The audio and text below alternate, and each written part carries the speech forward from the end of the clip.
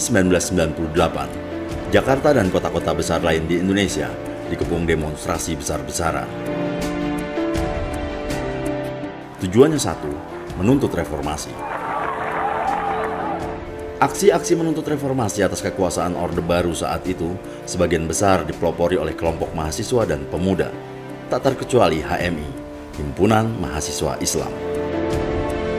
Ini bukanlah kali pertama HMI berperan dalam perjalanan sejarah bangsa Indonesia. Jauh sebelum ini, HMI memang telah mengambil peran sejarahnya sebagai kelompok pembela umat dan pembela kepentingan bangsa.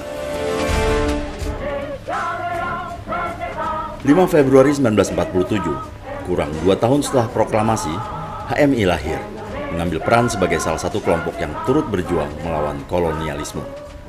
Dipelopori Lafran Pani, seorang mahasiswa sekolah tinggi Islam di Yogyakarta, didirikanlah Himpunan Mahasiswa Islam. Di Indonesia ini sudah banyak persatuan pemuda, tetapi belum ada perkumpulan pemuda yang terdiri dari mahasiswa Islam.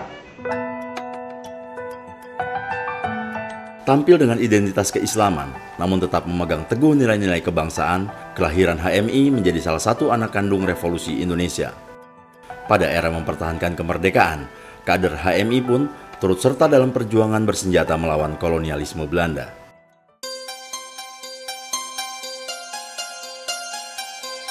Peran penting HMI dalam perjalanan bangsa terus berlanjut.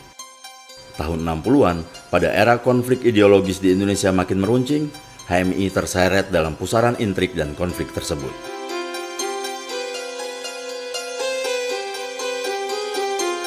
Mengambil sikap sebagai salah satu kelompok anti komunis, HMI menghadapi tekanan kuat. Kontra-revolusi adalah tuduhannya.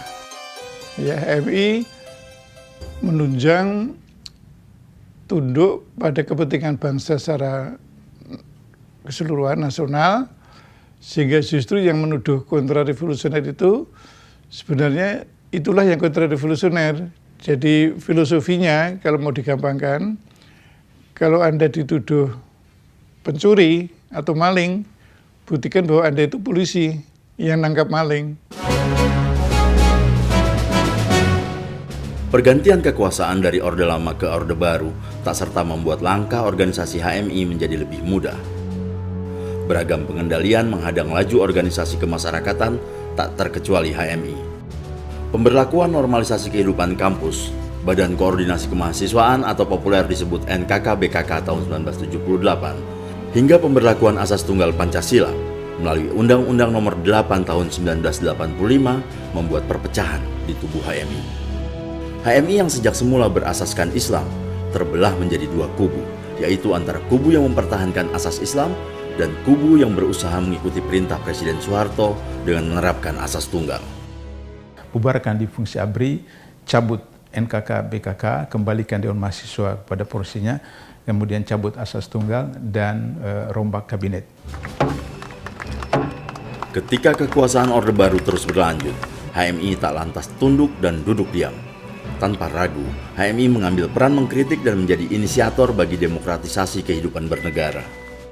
Menteri Dalam Negeri dalam hal ini waktu itu adalah Jenderal R. Hartono mengatakan hanya HMI yang siap dengan konsep perubahan undang-undang politik yang dituntutkan oleh berbagai pihak melalui media massa. Saya memutuskan untuk menyatakan berhenti dari jabatan saya sebagai Presiden Republik Indonesia.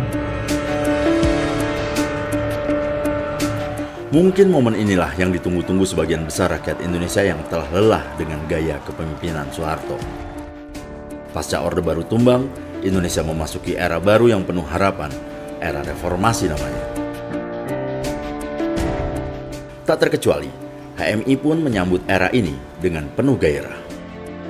Meski angin demokratisasi telah berhembus, bukan berarti tak ada lagi tantangan bagi HMI.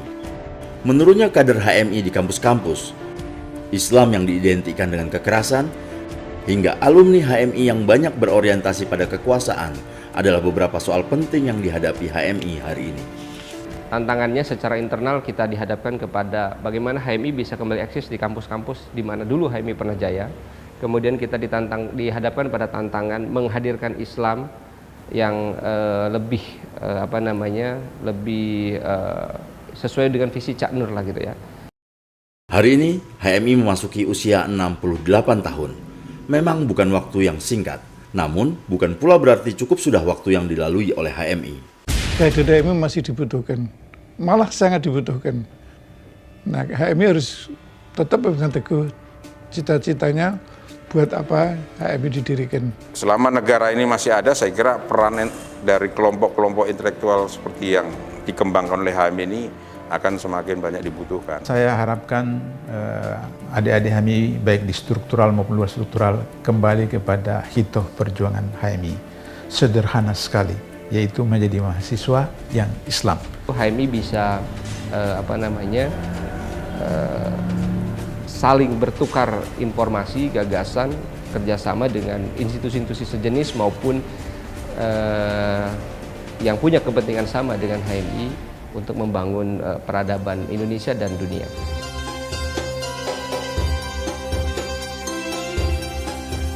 Perjuangan tak mengenal kata berhenti. HMI teruslah berdiri di depan, menjadi pembela paling tangguh atas cita-cita menuju masyarakat adil dan makmur yang diridhoi Allah Subhanahu wa Ta'ala.